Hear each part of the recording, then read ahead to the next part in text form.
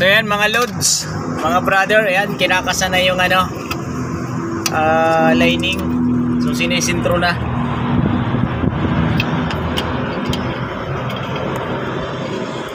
Yan, ganyan lang ang paglapat niyan. So kailangan diretso yan kasi pag pinasok natin walang kakalang-kalang diyan, kakalso-kalso.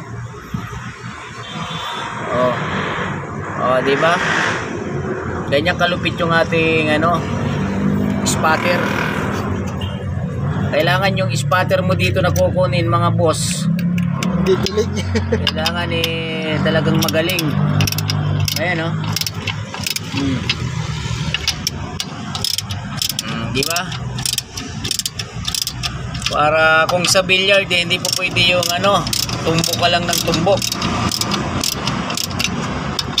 Hindi ka muna maglalagay ng pangpadulas.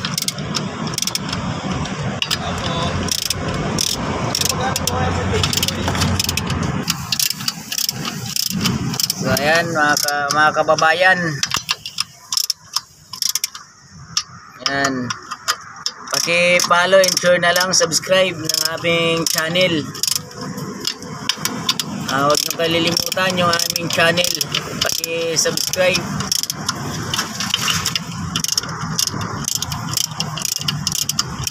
Yan, gagamitan natin ng pangtawas para siguradong tanggal pati mga kasukasuan. Ayan di ba? Sus, ganun lang kadali yan mga brother. So para may idea lang tayo kaya pinapakita natin yan. Yung pagkalas di natin pinakita yung kasi medyo mahirap dahil umuulan nung time na binababa natin yan. So ngayon lang uminit, kaya tayo videos.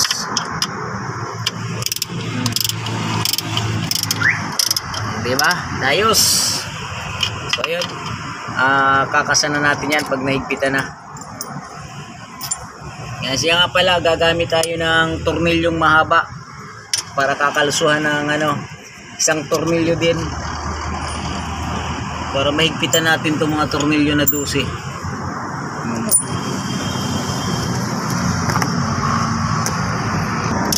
So ayan mga kapatid, mga brother, pakita ko lang sa inyo malulupit na technique yan para sa kalsuhan ng flywheel para mapigilan na niya itong pinaka main drive na iikot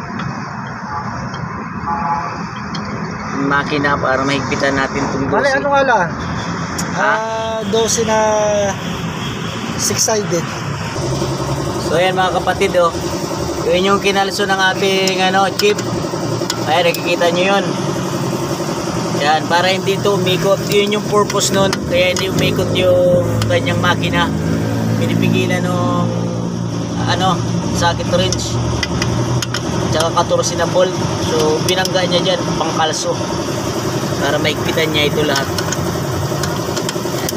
So yan, si chip yan talagang bihasa na yan sa pagdating niya sa transmission.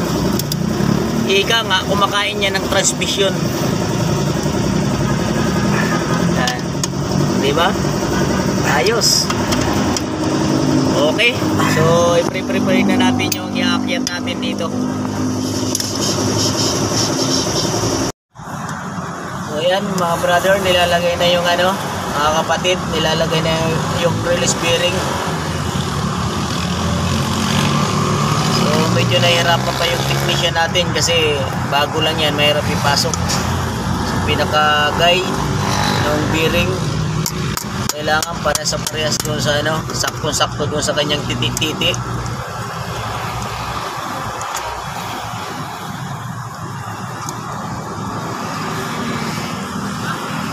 Para maakyat na natin yan, yung buong yan.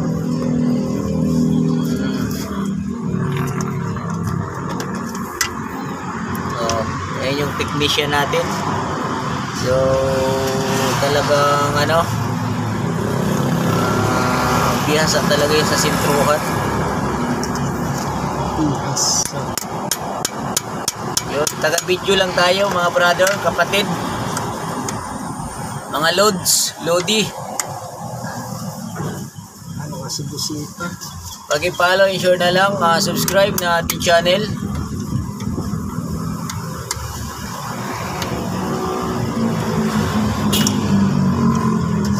Suzuki Swift 2016 model. Yan yung ating ginagawa now. So okay yan mga brother ha. Yan. Medyo nahirapan pa yung ating pag-shoot.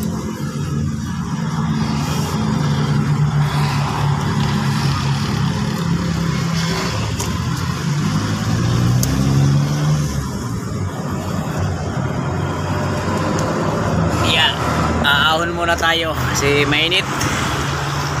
So ito yung makina niya. Ayan o. Suzuki. Ayan.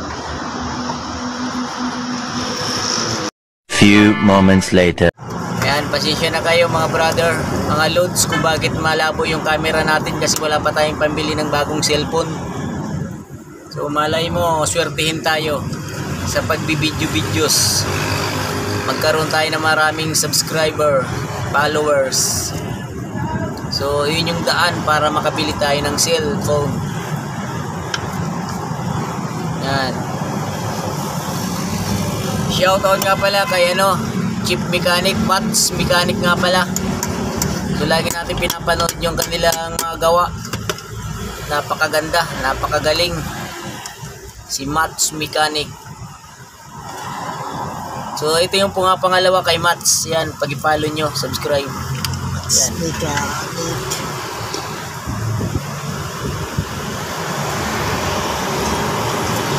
Ano yung long nose mo? Long nose, malaki. Oh. Okay, sige. So ayan, nakakasa niya na. So yun, kukuha muna tayo long nose. One eternity later. Yun mga brother, okay na siya. So umandar na. Ito na yung ating binubuo na Suzuki Swift. So ayan, ayan, buo na yung kanyang transmission. Na-andar na siya. Ang ganda ng andar niya.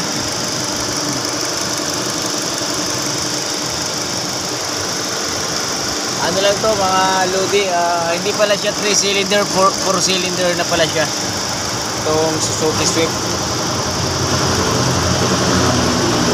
So ito yung clutch cable niyan. Ayan, papalitan pa natin yan. So hindi pa dumating yung order ng may-ari, kaya pinagana muna natin yung dati. Kaya siya nag-check engine mga loads kasi ito dati na siyang putol sensor sa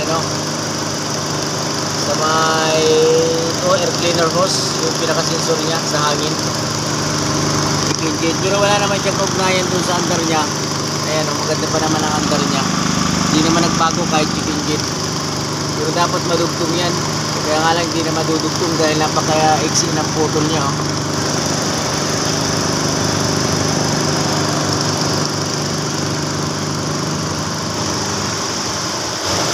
Yan, titest drive na lang kami nito. Titestingin kung okay na okay na.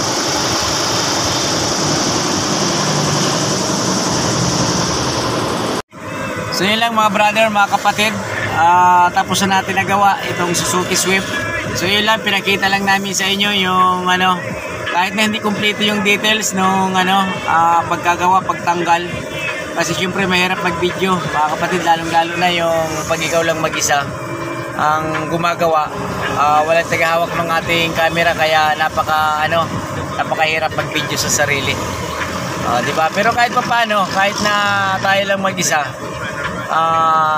nakaka-videos pa naman. Pero dalawa kaming gumawa dito kasi syempre may partner na tayo. Hindi lang tayo nag-videos nung kasi maulan nung time na ginagawa natin to, malakas ang ulan.